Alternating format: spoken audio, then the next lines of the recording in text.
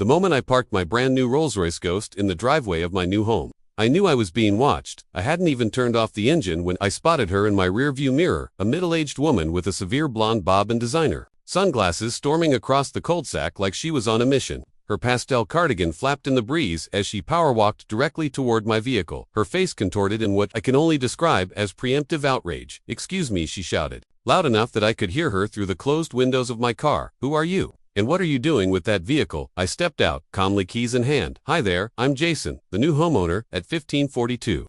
Just moving in today." She looked me up and down with naked skepticism, her eyes lingering on my casual attire, jeans, and a simple button-up shirt. Nothing about me apparently screamed Rolls-Royce owner to her. "That's impossible," she declared, folding her arms. "The Millers sold to a young professional. You're barely out of high school." "I'm 21 actually," I replied with a polite smile, "and yes, I bought the Miller place last month. The paperwork just finalized." Her eyes narrowed as she circled my car like a shark. "Nobody your age can afford this car. Unless they've stolen it, I'm calling the police right now. We don't tolerate criminals in Oakwood Estates." Before I could respond, she had her phone out, dramatically dialing 911, while maintaining intense eye contact with me, as if daring me to flee the scene of my supposed crime. I leaned against my car and waited. This wasn't exactly the welcome wagon I'd expected, but I dealt with enough skepticism about my success to know better than to lose my cool as president of a successful tech startup that had just been acquired for 8 figures. I'd grown accustomed to being underestimated because of my age. "Yes, officer," she was saying into her phone, her voice pitched to carry across the entire cul-de-sac. "There's a suspicious young man with a roll that cannot possibly belong to him. I believe we have a grand theft auto situation at 1542 Oakwood Drive. Please hurry before he escapes." I sighed and pulled out my own phone, sending a quick text to my assistant about the delay. This was going to be a longer move-in day than I'd anticipated. The self-appointed neighborhood watchdog ended her call with a triumphant smile. "The police will be here any minute. I suggest you don't try to leave." "I'm not going anywhere," I assured her. "This is my house and my car, but I don't believe I caught your name." "I'm Karen Wellington," she announced with unmistakable pride, "president of the Oakwood Estates Homeowners Association for 6 consecutive terms, and you definitely don't look like a homeowner in our community." Of course, her name was Karen. The universe apparently had a sense of humor. "Well, Karen, I assure you, I am the legal owner of both this home and this vehicle," I said, retrieving my wallet to show her my identification. "Would you like to see the deed to the house as well? I have digital copies of everything." She waved away my driver's license without even glancing at it. "I've seen plenty of fake IDs in my time. The Oakwood HOA has a strict vetting process for new residents, and I don't recall approving anyone who looks like you by looks. Like you." I had a sinking feeling she wasn't just referring to my age. Karen was eyeing my brown skin with the same suspicion she'd given my car. I took a deep breath and reminded myself that her bias was her problem, not mine. "The housing association doesn't approve individual buyers, Karen. That's not how real estate transactions work," I explained calmly. "The previous owners accepted my offer, my financing cleared, and the sale closed legally. I'm now a resident of Oakwood Estates, whether the HOA president personally approved me or not." Karen's face flushed an alarming shade of red. "We'll see about that, and we'll certainly see about that car. No 21-year-old has that kind of money unless something illegal is happening." "Did you hack someone's bank account? Is this some kind of money laundering scheme?" She had begun pacing around my vehicle, taking photos with her phone from every angle, including the license plate. I noticed a few neighbors had emerged from their homes, watching the spectacle with undisguised curiosity. Karen seemed to draw energy from her growing audience. "I've seen this type of scam before," she announced loudly, clearly performing for the onlookers. "Young person shows up with luxury items they couldn't possibly afford legitimately. Next thing you know, we have drug deals happening in our quiet community. Not on my watch." I opened the glove compartment of my car and retrieved the vehicle registration and insurance documentation. "Karen, I'm a tech entrepreneur. My company was just acquired last year. I can show you the registration that proves this car is mine, legally purchased from Beverly Hills Auto Gallery 3 months ago." She squinted at the papers I offered, but refused to take them. "Oh please, anyone can forge documents these days.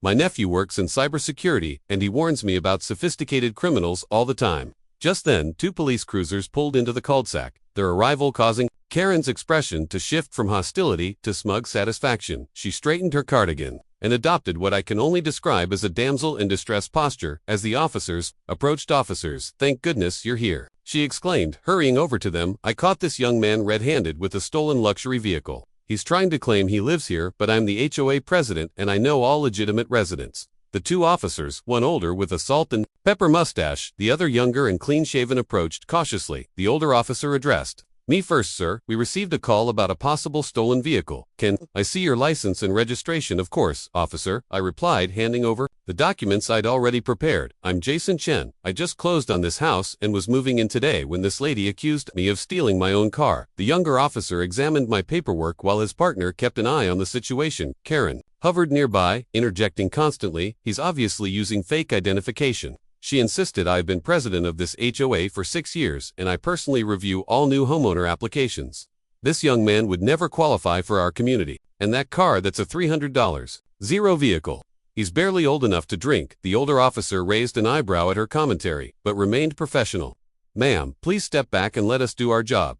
The younger officer had been running my information through their system. He approached his partner and spoke quietly, but I could still hear him. Everything checks out. Vehicle is registered to him. No flags. Insurance. His current house deed transfer was recorded with the county last month. Karen must have overheard as well because she interjected with increasing desperation. That's impossible. Check again. He must have hacked the system or something. People like him don't drive cars like that. The subtle emphasis on people like him wasn't lost on either officer. The older one turned to her with a cooler expression. Ma'am, what exactly do you mean by people like him? Karen faltered momentarily but quickly recovered. Young people. 21-year-olds don't have Rolls-Royces unless something illegal is happening. I'm just protecting our neighborhood's property values and safety at this point. A neighbor from across the street approached. He was an older gentleman with silver hair and a friendly face. Officers, I hate to interrupt, but I think you should see something. He held up his phone. My doorbell camera captured this entire interaction. I was watching the live stream from my office when I heard the commotion. Karen's expression shifted from righteous indignation to uncertainty for the first time.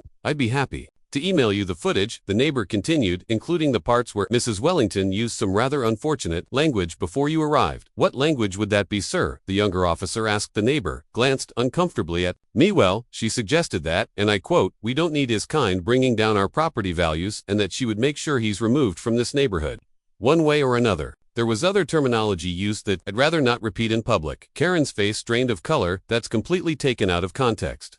I was merely expressing concern about maintaining our community standards. The older officer turned back. To me, sir, your documentation appears to be in order. I apologize for the inconvenience. He handed back my license and registration. You're free to continue moving into your new home. Then he turned to Karen, his demeanor noticeably less cordial. Mrs. Wellington, may I speak with you privately for a moment? As they stepped away, I could see Karen's animated gestures becoming increasingly frantic. The younger officer remained nearby, apologizing again for the disruption to my move-in day. No problem, officer, I assured him. I understand you were just responding to a call. More neighbors had gathered and I noticed several were giving Karen disapproving looks rather than me. The tide had shifted dramatically after several minutes of conversation. The older officer took out his notepad and began writing something. Karen's voice suddenly rose several octaves. You cannot be serious. I was performing my civic duty. I am the president of the HOA.